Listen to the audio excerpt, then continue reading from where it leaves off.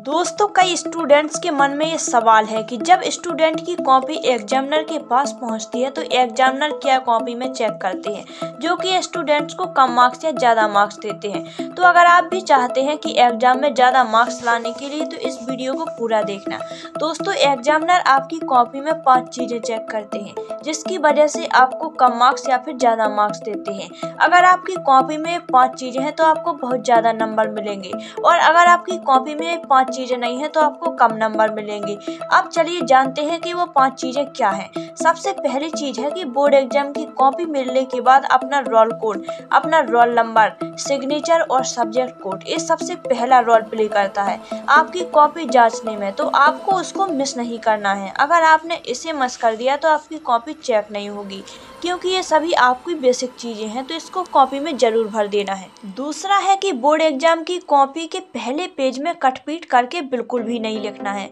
अगर आप ऐसा करते हैं तो आपका जो पहला पेज है इसी को देखकर एग्जामिनर ये आइडिया लगा लेते हैं कि ये बंदा पढ़ने में काफ़ी कमज़ोर है, लिखने में भी कमज़ोर है, इन्होंने ज़्यादा काटपीट किया है, तो इसके वजह से इसको कम मार्क्स दे देते हैं। तो आपको क्या करना है कि पहला पेज में आपको बिल्कुल भी काटापीटी नहीं करनी है, बस आपको राइटिंग के साथ लिखना है, और थोड़ा बहुत आपको जो क्वेश्चन पूछा गया है उसके बारे में आपको ज़्यादा बढ़ा चढ़ाकर नहीं लिखना है।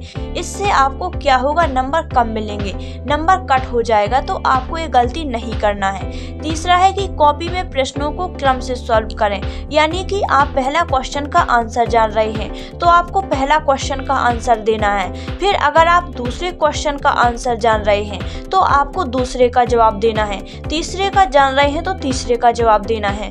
अब यहाँ पर बात आती है कि अगर आपको पहले का जवाब मालूम है और दूसरे का जवाब मालूम नहीं है, तो अगर आपको तीसरे का भी जवाब मालूम नहीं है और अगर आप चाहते हैं कि चौथे का जवाब देना है तो बिल्कुल दे सकते हैं, लेकिन एक के बाद आपको चौथे क्वेश्चन का ही जवाब देना है। अगर आप तीसरे का भी जानते हैं तो तीसरे का दीजिए, दूसरा का जानते हैं तो दूसरा का दीजिए, यानी कि आपको क्रमबद्ध तरीके से सॉल्व करना है। तो अगर आप ऐसा करते हैं कि पहला क्वेश्चन का दिए, फिर आप 10वां क्वेश्चन का दिए, फिर आप चौथा क्वेश्चन का दिए, तो ये तरीका गलत है।